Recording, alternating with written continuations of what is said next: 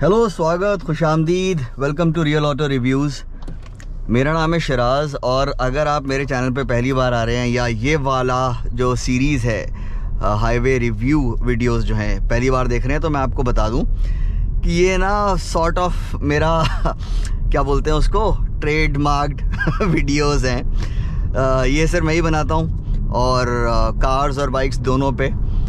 तो इसमें मैं देखिए आपको प्राइमरीली दो चीज़ें बताता हूँ कि गाड़ी जो है वो टॉप गियर पे 100 पे कितने आरपीएम पे क्रूज़ करती है और उस टाइम पे कैबिन के अंदर शोर कितना आता है ना। और शोर 3 तरह का होता है, road / tyre noise, engine noise और विंड नॉइज़। और देखिए इनमें से जो 2 शोर हैं, विंड नॉइज़ और आपका रोड नॉइज़, ये डिपेंड करेगा आप कहाँ चला रहे हैं। अब जैसे ये यमुना एक्सप्रेस वे है, प्राइमरीली सीमेंट / कंक्रीट का ये बना हुआ है। तो जो टारमैक वाले हाईवेज़ होंगे उन पे हर गाड़ी जो यहाँ ज़्यादा जिसमें ज़्यादा शोर आएगा वहाँ पे कम शोर आएगा। और जितना खुला हुआ हाईवे एक्सप्रेसवे के आसपास खुला हुआ वातावरण होगा वहाँ विंड नॉइज़ ज़्यादा आएगी। तो ये सब बातों का आपको ध्यान में रखना है। पर इस वीडियो से आपको ना अच्छा आइडिया लग जाता है कि भाई गाड़ी कैसी है और स्ट्रेस तो नहीं है। तो चलिए फटाफट। अच्छा, और मैं ये भी बता देता हूँ कि कितनी स्पीड पे गाड़ी ऑटोमेटिकली जो है वो शिफ्ट कर जाती है टॉप गियर में। अब इसमें 7 स्पीड DSG है। ये इको और कंफर्ट मोड दोनों में आपका करीब 79, 80, कभी कभी 81, 82 पे डिपेंड करता है ना रोड का ग्रेडियंट कैसा है। अगर चढ़ाई है तो वो 83, 84 पे करेगी। आप ये मान के चलिए 80 के ऊपर शिफ्ट कर जाती है 7th गियर में। ठीक है, दिखा देता हूँ आपको। देखिए ये मैं अभी इसको 6ठे में डाल दिया। अब आप देखिएगा, ठीक है। RPM पे ध्यान दीजिएगा क्योंकि ये M6 तो हट जाएगा अभी।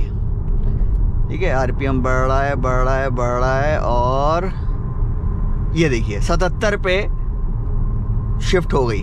बहुत हल्का पैर, और ये भी डिपेंड करता है ना आप कितना हल्का पैर रख रहे हैं। बहुत हल्का पैर रखेंगे तो देखिए अभी 77 पे भी हो गई। और खाली गाड़ी है, भरी हुई गाड़ी होगी तो 85 पे भी हो सकता है ना। पर आप ये मान के चलिए 80 के ऊपर शिफ्ट कर जाएगा और तब आपको जो है सबसे कम RPM पे गाड़ी क्रूज़ करेगी और आपको अच्छी फ्यूल एफिशिएंसी मिलेगी। और देखिए भैया, ईमानदारी वाली बात यह है, कोई सी भी गाड़ी हो, चाहे रोल्स रॉयस क्यों ना हो, कहीं ना कहीं ओनर के दिमाग में होता है कि हमें अच्छी फ्यूल एफिशिएंसी निकालनी है। तो अच्छा, अब मैं आपको एक बात बताऊं, आपने अगर मेरे बाकी ये वीडियोस देखे हैं तो आपको मैंने बताया है कि यमुना एक्सप्रेस वे पे ना एक बेसिकली विंड नॉइज़ की इतनी दिक्कत नहीं आती है लग्जरी गाड़ियों में, पर फिर भी एक हल्की सी CTC बचती है। रेंज 5 करोड़ की रेंज रोवर जो है SV, उसके अंदर भी बज रही थी, पर बहुत हल्की सी थी।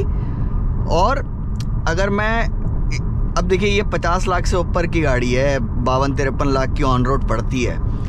तो इसके अंदर जो ये हल्की सी सीटी बज रही है, ये जो मैंने अभी हाल फिलहाल में 70-80 लाख रुपए की गाड़ियाँ टेस्ट करी हैं उनसे हल्की सी ज़्यादा है, पर इतनी ज़्यादा नहीं है कि आपको दिक्कत आएगी।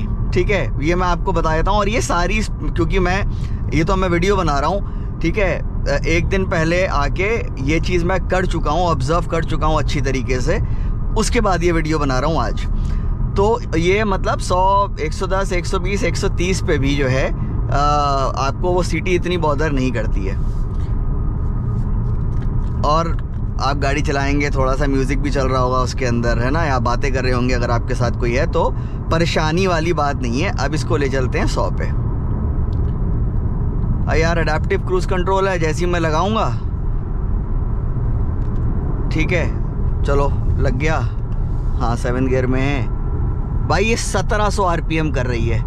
ये इसके बाद वाली 1800 है, इसके नीचे वाली 1600 है, ये बिल्कुल बीच में है। तो ये 1700 RPM पे आपका, अब देखिए वो गाड़ी जो रजिस्टर कर ली इसने, अब तो चल ले। अब क्या हो गया भाई, पूरी रोड खाली पड़ी है। इसीलिए ना इंडिया में अडेप्टिव क्रूज़ कंट्रोल मैं कहता हूँ नहीं चाहिए होता है हमें, रेगुलर क्रूज़ कंट्रोल दे दो भाई हमें। ठीक है ना, 1700 आरपीएम। अब देखिए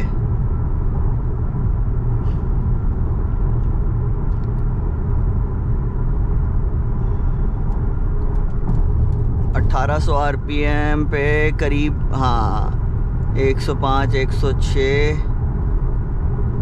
इनफैक्ट अब 110 जो है ये आपका हो गया 1850 1900 आरपीएम। ठीक है, 2000 आरपीएम पे है 115 116 120 भी हो जाएगा क्या?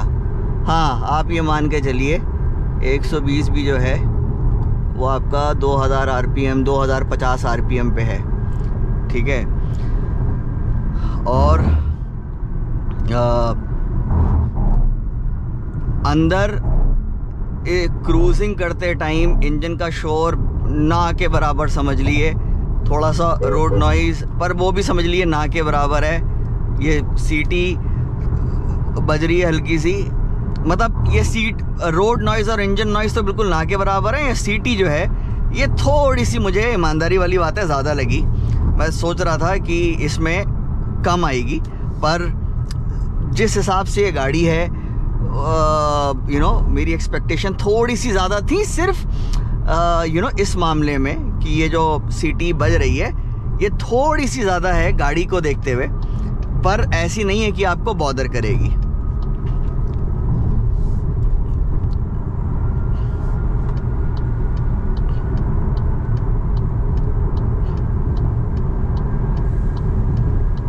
डाउन शिफ्ट मार दिया और अब मैं इसको भाई 130 जो है वो कितना है 2250।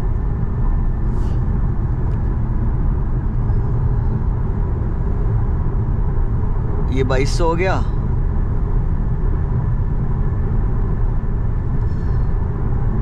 हाँ 2250 आरपीएम, और अभी भी बहुत स्मूथ चल रही है गाड़ी, कोई शोर शराबा नहीं आ रहा।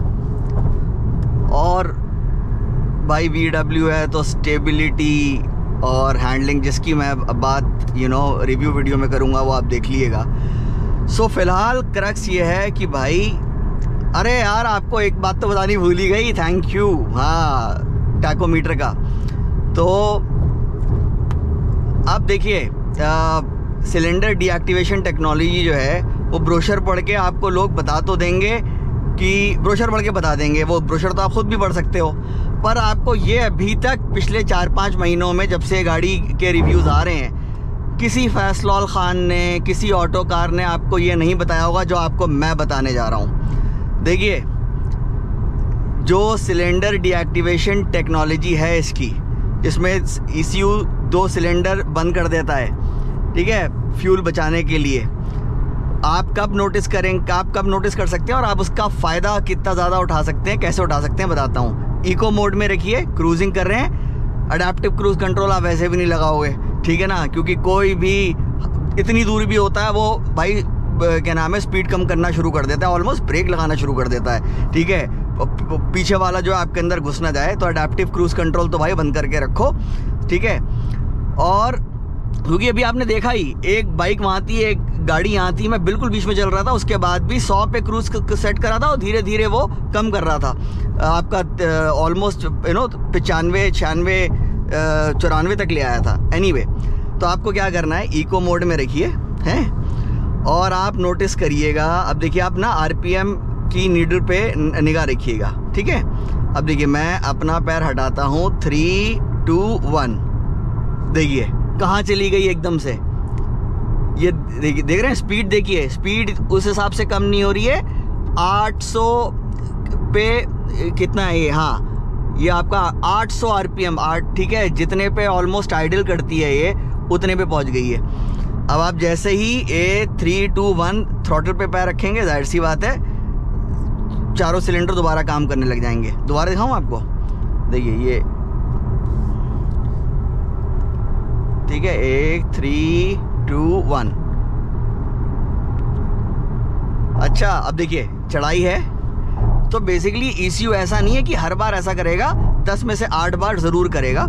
जहाँ सारी, देखिए यार क्या होता है ना, मैं वीडियो लंबा नहीं बनाना चाहता। नॉर्मली क्या होता है, नॉर्मली क्या ECU के अंदर, ठीक है, बहुत सारी लॉजिक प्रोग्राम्ड होते हैं कि भाई ये सारे कंडीशन मिलेंगी तो ऐसा होगा, ये सारी कंडीशन मिलेंगी तो ऐसा होगा, ठीक है, ये इनपुट दिया है, बाकी सारी कंडीशंस मीट हो रही हैं तो ऐसा होगा, ये सारी चीज़ें होती हैं। तो अब आप देखिए, आपको दिखाता हूँ 100% यहाँ पर होगा। 3 2 1 देखिए, और आप जैसे ही ब्रेक पे पैर रखेंगे 3 2 1, ये देखिए मैंने ब्रेक पे पैर रखा है और चालू हो गया। तो बेहतरीन टेक्नोलॉजी है। और आप जो है, और ये 120 130 पे भी ले जाके ना अगर आप करेंगे, आप चल रहे हैं मान लीजिए, तो मकसद ये है आपको क्रूज़ करते टाइम गाड़ी वो दिख रहा है आपको स्लो करनी है ना, ब्रेक मत लगाइए, थ्रॉटल पे से पैर डालिए, देखिए, है ना, और फिर आपको लगे सेफ है to get back on the gas, आप दोबारा चले जाइए।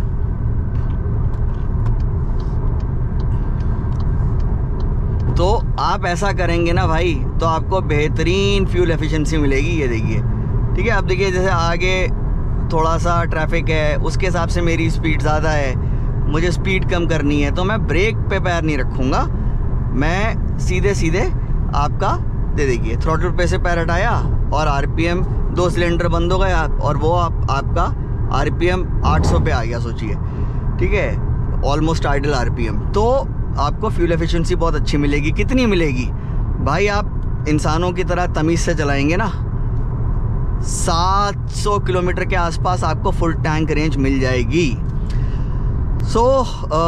भाई लोग, उम्मीद करता हूँ आपको वीडियो पसंद आया होगा। और देखिए, ये चीज़ आपको मेरे अलावा इंडिया में और किसी ने नहीं बताई होगी, इनफैक्ट बाहर भी नहीं बताई होगी, ठीक है, इतनी मेहनत कौन करता है साहब। एनीवे, तो लाइक कर दीजिएगा, सब्सक्राइब कर दीजिएगा और कमेंट कर दीजिएगा। कोई सवाल हो पूछ लीजिएगा, कोई सवाल ना भी हो तब भी कमेंट कर दीजिएगा, है ना। और बहुत जल्द मुलाकात होती है नए वीडियो के साथ। बहुत बहुत शुक्रिया देखने के लिए। एक चीज़ आपको बता दूं, ये इको में काम करेगी ये टेक्नोलॉजी, जी हाँ, ठीक है। कंफर्ट स्पोर्ट में तो खैर भूल ही जाइए, कंफर्ट में भी नहीं करेगी, आपका इको में करेगी। और सेंस भी बनता है ना भाई, मोड दिया है आपको भाई, सिस्टम को बता रखा है, बंदा इको चूज़ कर रहा है, यानी कि उसको जो है पैसे बचाने हैं, उसको आराम से चलानी है, तो क्या नाम है, उसको हर तरीके से स्टॉप सिस्टम भी बहुत ज़्यादा जो है वो एक्टिव रहेगा, है ना। तो और भी जैसे AC है, ठीक है, नॉर्मली क्या होता है, कंफर्ट मोड के अंदर स्टार्ट स्टॉप सिस्टम काम करता है, पर जैसे आप नोटिस करेंगे कि वो गाड़ी थोड़ी देर के लिए बंद होगा, क्योंकि AC आप जितना गाड़ी, वैसे आप भाई मैंने 16 पे कर रखा है, फुल ब्लास्ट पे मान ली एक बार चल रहा है, अभी तो फुल ब्लास्ट पे नहीं चल रहा है, सिर्फ टेम्परेचर कम करा हुआ है, तो और गाड़ी बंद हुई, ठीक है, वो AC चल रहा है। कंफर्ट मोड के अंदर गाड़ी बहुत जल्दी दोबारा स्टार्ट हो जाएगी। इको मोड के अंदर वो क्या करेगा, पहले तो AC को कम कर देगा और उसी हिसाब से जो है गाड़ी इतनी देर ज़्यादा देर बंद रहेगी, ज़्यादा पेट्रोल बचेगा, फिर उसके बाद ऑन होगी। तो मकसद ये है आपको फ्यूल एफिशिएंसी। और यार इको मोड में भी अब देखिए 3 2 1, ये देखो पंजा दबाया, आपको पावर की कमी तो महसूस होगी नहीं यार। और एक्सप्रेस वे पे तो इको में रखिए और आपको इतनी जगह बेसिकली यार देखो, पहली बात तो ऐसा कोई लैग वैग इतना कोई है नहीं, ठीक है। देखो 3 2 1 और ये आप गोली हो गए हैं। तो